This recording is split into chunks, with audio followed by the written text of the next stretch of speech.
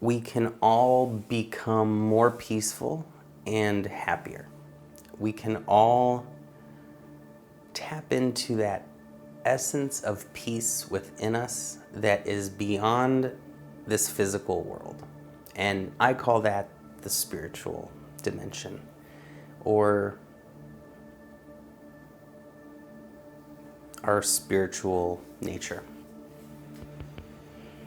There are many paths to the top of the mountain. And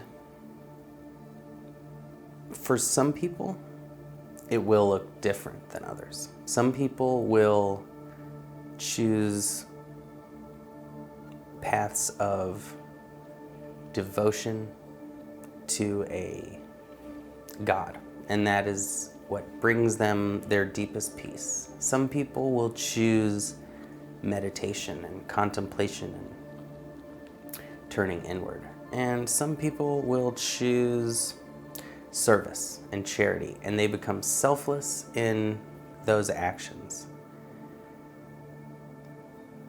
And anything that helps us shine a light on that ego, understand the nature of our mind, the nature of life,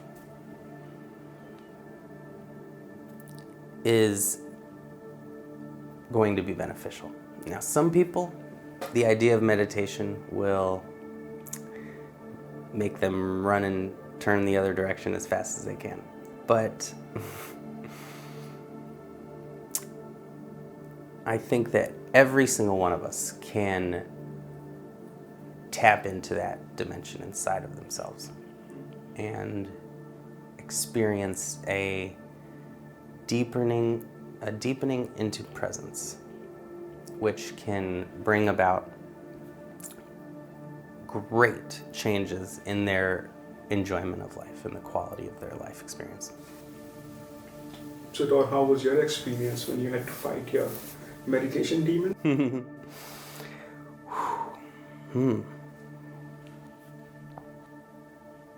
Well, for me, I'm not giving any weight to it, but I literally did see these demons in some deep meditations, and I didn't think too much about it, but I just welcomed every experience, and sometimes they would be visual, and sometimes it would be mostly my just thoughts in the brain, but it was a great experience to overcome the constant itching, scratching, peeking with my eyes open, just anything to get through an hour of meditation. But when you can sit for an hour totally still, and you have a lot of moments of inner stillness, then it's all worth it. Because if you can sit still for an hour and face that extreme boredom and our fear of that boredom, fear of the silence and the stillness or the negative thoughts,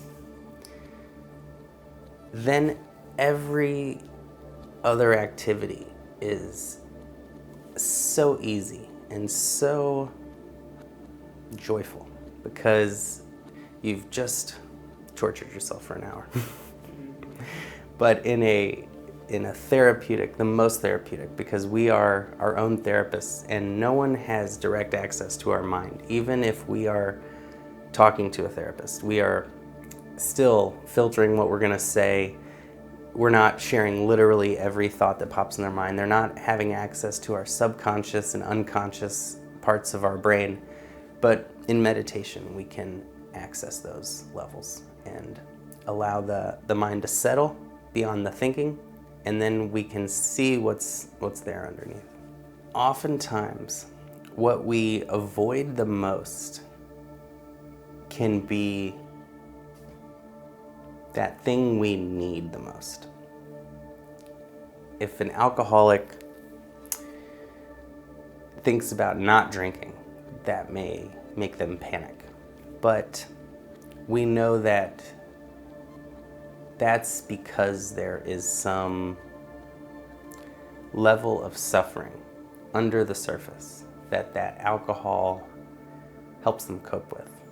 And for a lot of people, meditation can just be the getting rid of all of that distraction, coping mechanisms, and we are left to face what is there.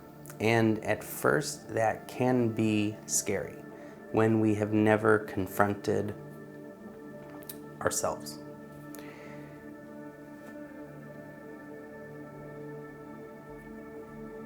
And I think this is where that notion of know thyself comes from in spirituality, which is to know what is there, to face our inner demons and our inner battles is the best way to release them and to make peace with whatever's there. And it takes a bit of courage and a bit of effort, but we can all sit still. You know, it's the easiest thing in the world and also the hardest thing in the world, the act of doing nothing. But it is that thing that we resist that has the most to teach us. Hopefully we can get to a place where we can all be our own therapist and we can be each other's therapists. But I have the utmost respect for therapists. They are essential for so many different people and different kinds of conditions that people have or struggles they're going through, and they can provide some great common sense, rational solutions that can really give people a strategy to cope in their lives.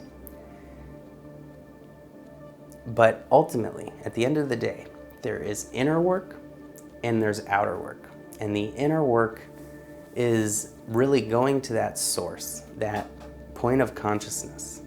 And when we go to the source of our entire experience, every problem improves.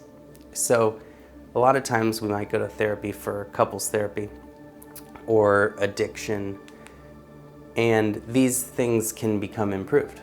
But when we can go to the source, everything gets improved. And this is just the nature of life itself, where we go to the cause of a problem and we address that. And so we go as deep as to the cause of all of it. And ultimately, everything flows from our consciousness. What are we aware of? What are we putting our attention on? And what are we fixating and clinging to and unable to let go of? And this is where we can improve our relationships. This is where we can decrease our addictions. And so outer work is, like getting massaged, and inner work is like doing yoga. It's like that, taking that power back to ourselves and to truly deal with us on that deepest level.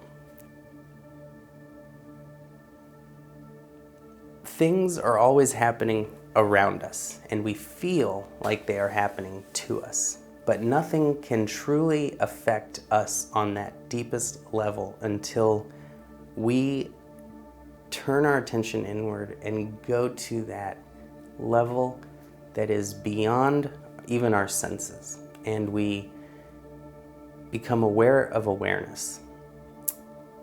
That is the ultimate turning our gaze back onto itself. So we can take drugs to improve our mood, but the consciousness that is aware of that mood is unchanging.